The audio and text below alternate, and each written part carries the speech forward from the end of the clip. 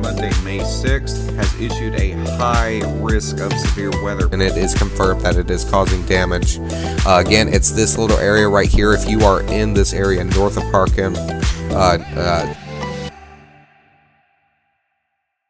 Now, hello everybody, my name is Christian, and welcome back to Skycast, and happy holidays. It is getting that time into the year where we are getting into Christmas, and it feels like it was just the start of the year not too long ago, but we are nearing the end of 2024, and with that, we have to kind of dive in and look at the Christmas forecast, because people are going to be traveling, people are going to be out and about doing things with their families.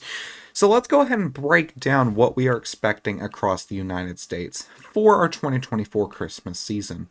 Now, as of tonight into the 23rd, as we get into Christmas Eve, things do remain relatively calm. Snow showers will remain a possible threat over here towards the northeast over the next few days, as well as that we are going to be seeing a ton of rain continuing to fall. Kind of an atmospheric river type deal, but not exactly.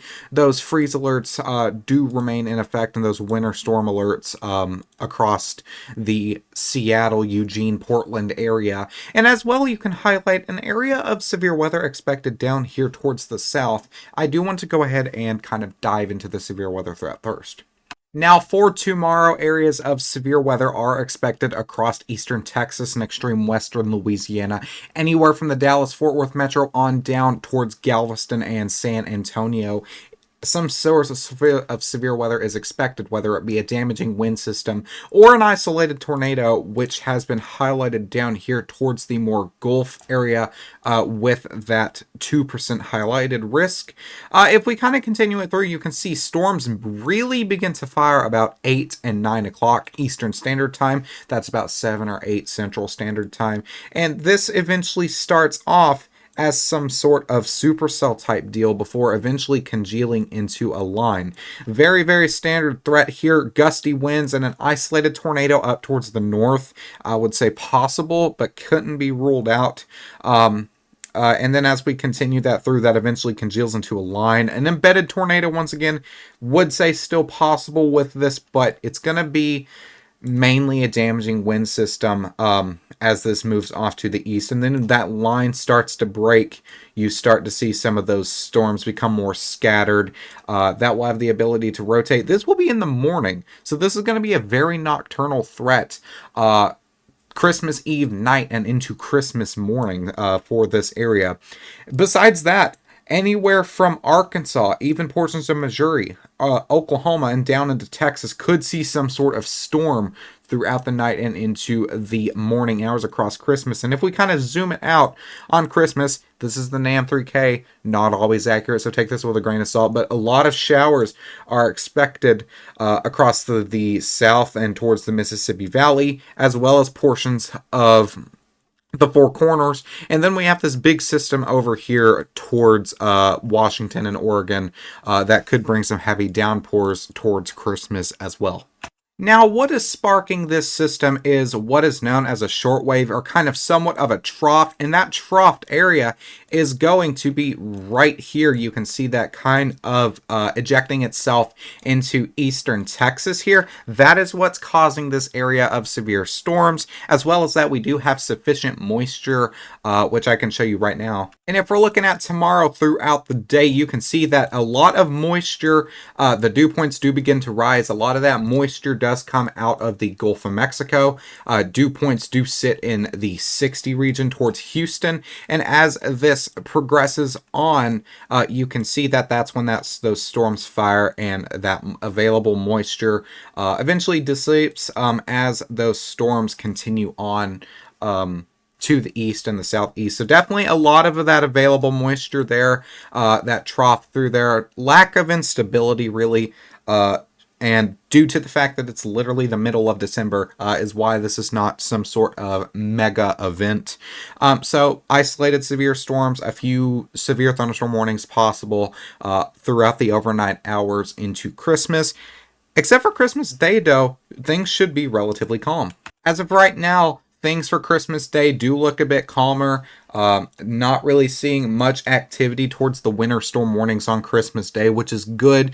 General thunderstorms and possibly an isolated stronger storm or two will be possible from eastern Texas into portions of Louisiana, as well as over here into portions of the panhandle of Oklahoma and Texas. Once again, not really too huge of a threat, but some isolated thunderstorms, possibly even some gusty winds associated with this, but no severe threat on Christmas Day as of right now, which is a very good thing.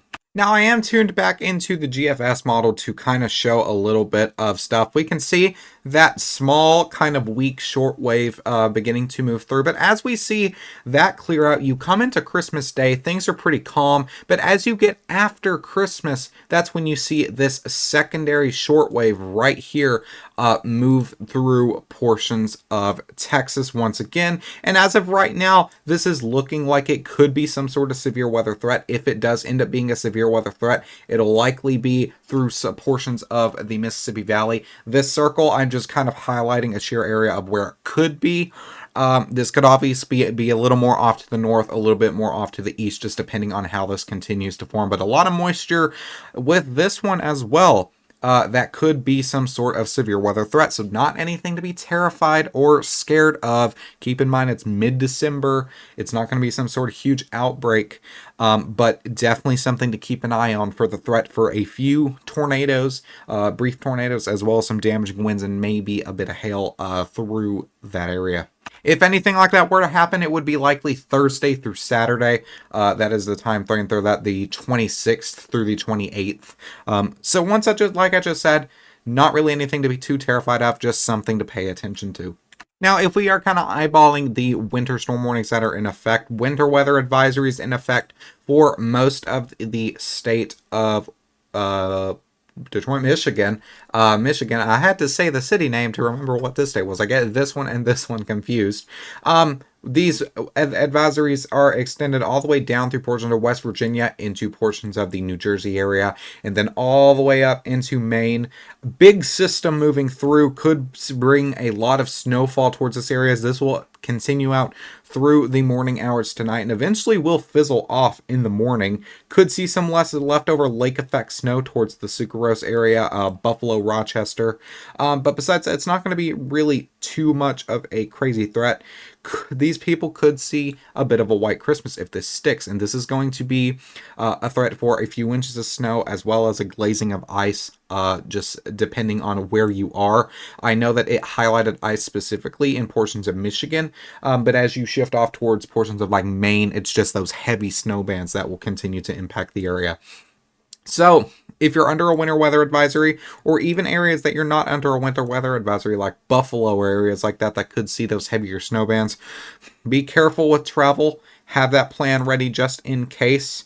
It's going to be definitely icy, windy. It'll be cold. So just something to keep an eye on. Keep an eye out on travel conditions. Stay safe. And really, if you're under these warnings, just don't go out unless you necessarily have to.